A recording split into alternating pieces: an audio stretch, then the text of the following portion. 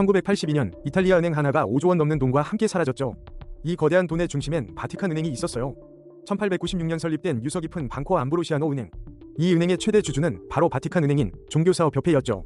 의문이 들죠? 종교기관이 왜 상업은행의 최대 주주일까요? 1980년대 초 은행 재정은 급격히 악화되기 시작했어요. 수십억 달러의 부의 거래와 부실 대출이 드러났죠. 이쯤 되면 돈이 수상하게 흐르고 있다는 걸 알 수 있죠. 숨겨진 해외 계열사를 통한 복잡한 자금 세탁 의혹이 제기됐습니다. 바티칸 은행은 이 모든 과정에 깊이 연루되어 있었고요. 1982년 결국 방코 암브로시아노는 파산 신청을 합니다. 전 세계 금융시장은 충격에 휩싸였고 투자자들은 공황에 빠졌죠. 수십억 달러의 부채와 상상을 초월하는 피해 규모가 남았습니다. 바티칸 은행은 처음에는 책임을 부인했어요. 하지만 증거들이 쏟아지면서 더 이상 외면할 수 없게 되었죠. 결국 바티칸 은행은 피해자들에게 2억 5천만 달러를 지급하기로 합의합니다. 하지만 이건 빙산의 일각이라는 비판이 많았어요. 은행장은 어떻게 됐을까요? 런던에서 시신으로 발견됩니다. 공식 사인은 자살이었지만 타살 유혹은 지금까지 끊이지 않죠. 바티칸 은행 스캔들은 금융범죄 역사상 가장 어두운 장 중 하나로 남아있습니다. 홍콩에는 전 세계 유일의 기묘한 비밀이 있죠. 바로 시중은행이 직접 화폐를 발행한다는 사실이에요. 홍콩 달러는 세계 9위 거래량의 공식 통화인데요. 발행 주체가 무려 3곳이라는 게 이상하지 않나요? HSBC, 중국은행, 스탠다드 차타드, 이 세 은행이 주역이죠. 각자 다른 디자인으로 HK20부터 HK1000 지폐를 발행해요. 정부는 왜 이 발행 권한을 은행에 넘겼을까요? 놀랍게도 HK10 지폐와 모든 동전은 정부가 직접 발행해요. 같은 화폐인데 발행 주체가 이원화된 기묘한 시스템이죠. 이 모든 건 홍콩의 연결 환율제와 깊은 관계가 있어요. 홍콩 달러는 미국 달러의 757, 85범위로 고정돼 있죠. 은행들은 지폐 발행 시 상응하는 미국 달러를 예치해야 해요. 이는 홍콩 달러의 가치를 안정적으로 유지하기 위한 장치예요. 그럼에도 새 은행이 직접 돈을 찍는 건 여전히 이례적인 일이죠. 게다가 홍콩 달러는 이웃 마카오에서도 통용된다는 사실. 마카오 파타카와 거의 같은 가치로 받아들여져요. 결국 홍콩의 독특한 시스템은 금융 안정성을 위한 복잡한 설계였죠. 역사적 배경과 실용성이 결합된 결과물이고요. 은행들이 직접 돈을 찍는다는 이 놀라운 이야기. 홍콩 달러에 숨겨진 또 다른 비밀은 무엇일까요? 1971년 뉴욕 맨해튼 나스닥이라는 혁명이 시작됐죠. 세계 최초 전자 주식시장 나스닥에 모두가 위심했어요. 과연 보이지 않는 시장이 가능할까 의문이었죠. 하지만 기존 시장의 불편함을 해소하려 멈추지 않았어요. 수많은 기술 기업들이 이곳에 주목했죠. 단순한 시장이 아니었어요. 바로 혁신이었죠. 오직 컴퓨터로만 매매하는 플랫폼이었거든요. 결과는 어땠을까요? 수천 개의 기업이 몰려들기 시작했어요. 특히 기술 기업들은 나스닥을 고향처럼 여겼죠. 이스라엘, 중국 등 해외 기업들도 나스닥 문을 두드렸어요. 나스닥을 통해 전 세계 투자자를 만날 수 있었죠. 2024년 12월 31일 기준 4,075개 기업이 상장되어 있어요. 1,383개는 글로벌 셀렉트 마켓 기준을 통과했고요. 나스닥은 단순한 시장을 넘어 기술 혁신의 상징이 되었죠. 나스닥 100 지수는 오직 나스닥 상장사들로만 구성돼요. 엄청난 자본이 이 시장에 계속 흘러들어오고 있죠. 세계 2위 시가총액을 자랑하며 성장을 멈추지 않아요. 나스닥은 금융 역사를 바꾼 주역이랍니다. 이 시장 앞으로 또 어떤 이야기를 만들어낼까요? 우리의 돈 드라마는 계속됩니다. 다음 이야기에서 만나요. 2007년 스위스 취리히에서 시작된 회사가 있어요. 레온테크, 생소하지만 금융기술의 최전선에 서 있죠. 이들은 구조와 금융상품이라는 복잡한 영역을 파고들었어요. 보험까지 넘나들며 금융과 기술의 융합을 선보였죠. 여기서 빨간불, 자신들의 상품을 직접 발행했어요. 동시에 다른 금융회사 파트너 역할까지 했고요. 역할이 너무 많다는 걸 눈치챘어야 해요. 레온테크는 전세계 10개국의 자회사를 두며 몸집을 불렸죠. 무려 50개 넘는 시장에 영향력을 뻗쳤어요. 스위스 증권거래소 상장, 주요 지수에도 편입됐죠. 스위스 구조화 상품협회 회원사이기까지 했어요. 명성, 권위, 돈까지 모든 것을 가진 듯 보였죠. 하지만 완벽해 보이는 곳에 균열은 생기기 마련이에요. 성장이 너무나도 빠르게 진행되고 있었거든요. 스스로 발행하고 파트너가 되는 이중 역할. 규제 당국륜을 피할 수 있었을까요? 글로벌 시장 확장은 통제 불능으로 이어질 수도 있어요. 화려한 성공 뒤 어떤 그림자가 숨어 있었을까요? 이 거대 기업의 진짜 얼굴을 아는 사람은 아무도 없었죠. 그래서 이 이야기 어떻게 끝이 났을까요? 그 뒷이야기는 한 개인의 탐욕으로 233년 역사의 거대 은행이 하루아침에 무너졌어요. 1995년 영국 베어링스 은행은 한 직원에 의해 8억 2,700만 파운드를 날렸죠. 현재 가치로 약 20억 파운드, 우리 돈 약 3조 4천억 원이나 돼요. 런던에서 가장 오래된 은행 중 하나였던 베어링스, 그 몰락의 중심엔 닉 리슨이 있었어요. 그는 싱가포르 지사에서 선물 계약을 담당하며 천재로 불렸죠. 하지만 그의 이익은 허상이었고 실제로는 고객 계좌에서 손실을 숨기고 있었어요. 그는 통제 불가능한 88,888 비밀 계좌를 만들어 손실을 은폐했죠. 이 계좌는 그의 손실을 숨기고 은행 장부에서 감쪽같이 사라지게 했어요. 그는 일본 주식시장 방향에 무려 2만 개 넘는 베팅을 했는데요. 1995년 고베 대지진으로 시장이 폭락하자 그의 모든 베팅은 파산으로 이어졌어요. 내부 감사는 그의 보고서에 위존했을 뿐 눈치채지 못했죠. 그의 손실은 매일 눈덩이처럼 불어났고 은행은 전혀 몰랐어요. 결국 1995년 2월 23일 닉 리슨은 더 이상 버틸 수 없어 도주했어요. 도주 다음 날 베어링스 은행은 공식적으로 파산 신청을 했죠. 233년 역사의 은행이 단 한 명의 트레이더 때문에 사라진 거예요. 그는 독일에서 체포되어 싱가포르로 송환, 6년 반이 징역형을 선고받았어요. 출소 후 그는 책을 쓰고 영화로도 만들어졌죠. 그의 이야기는 금융 역사상 가장 충격적인 사기 중 하나로 기록되었어요. 베어링스 은행은 결국 네덜란드 은행 ING의 단돈 1파운드에 인수되었답니다. 한 개인의 무모한 도박이 2세기가 넘는 명문 은행의 역사를 끝낸 순간이에요. 2019년 캐나다를 뒤흔든 SNC 라발린 사건이 터졌어요. 정부 고위층이 거대 기업의 형사 사건에 개입했다는 폭로였죠. 주인공은 쥐스팅 트리도 총리와 법무부 장관 조디 윌슨 레이볼드였습니다.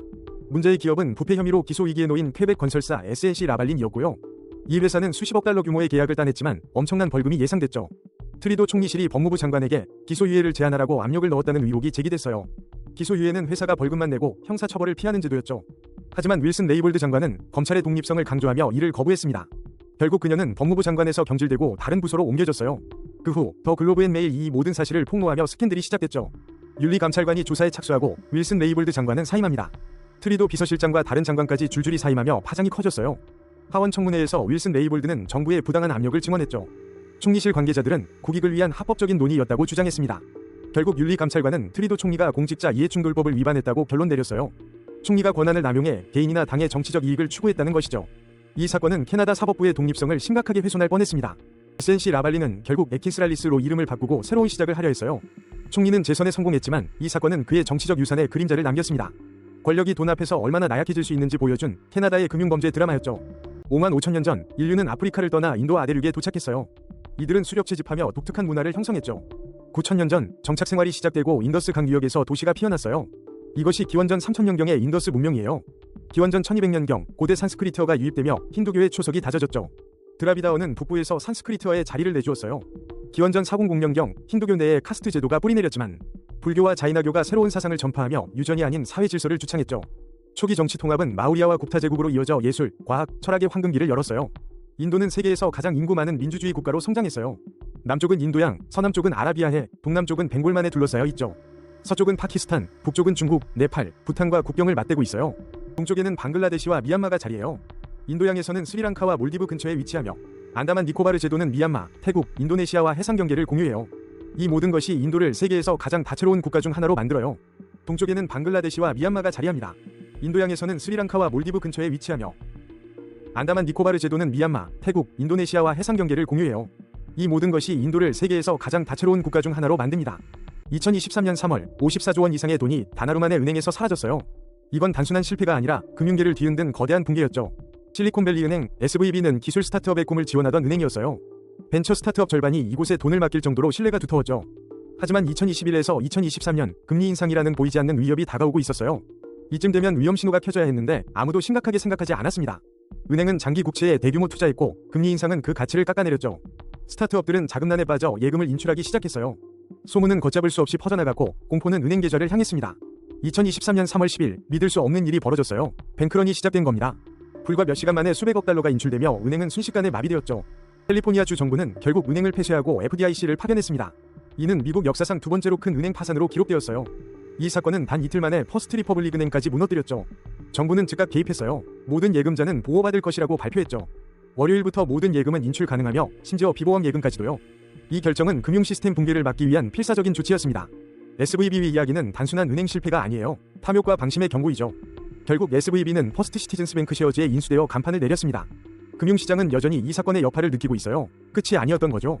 한때 미국 소매업 20위였던 거대 기업 시어스 홀딩스였죠. 2015년 기준 미국에서 가장 큰 소매업체 중 하나였어요. 이 거인은 어떻게 만들어졌냐고요? 2005년 K마트가 시어스를 인수하며 탄생했죠. 하지만 여기서 빨간불이 켜져요. 두 거대 기업의 합병 자체가 도전이었거든요. 결국 이 거대한 유통제국도 무너졌죠. 2018년 10월 15일 시어스 홀딩스는 파산 보호 신청을 했어요. 이쯤 되면 눈치챘어야 하는데 한때의 영광은 빠르게 사라졌죠. 수십 년 역사의 브랜드가 고작 3년 만에 순위에서 밀려났어요. 그 후 회사 자산은 ESL 인베스트먼트에 매각되었고요. 새 주인은 자산을 트랜스폼코라는 자회사로 옮겼어요. 시어스라는 이름은 그렇게 한 시대를 마감한 거죠. 여기서 더 큰 질문이 나와요. 대체 무슨 일이 있었던 걸까요? 성공적인 합병은 아니었죠. 시장 변화에 적응하지 못했어요. 온라인 쇼핑의 부상은 전통 소매업체에 치명적이었고요.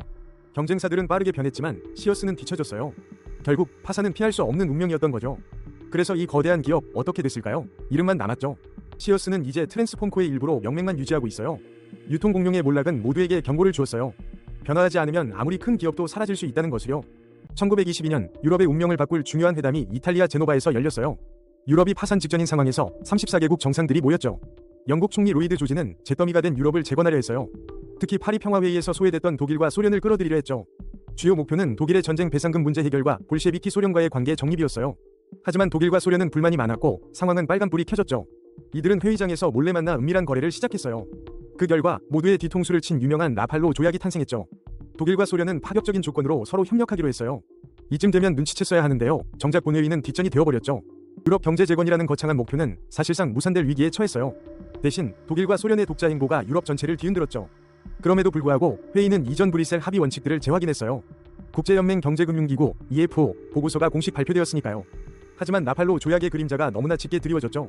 결국 이 회의는 유럽 재건보다 새로운 갈등의 씨앗을 뿌린 셈이 되었어요. 로이드 조지의 야심찬 계획은 뜻밖의 방향으로 흘러갔죠. 회의는 끝났지만 유럽의 혼란은 더 깊어지기만 했어요. 진정한 평화와 경제적 안정은 아직 멀었다는 것을 보여준 사건이에요. 정상들의 회담이 오히려 더 큰 혼란을 초래한 아이러니한 역사였죠.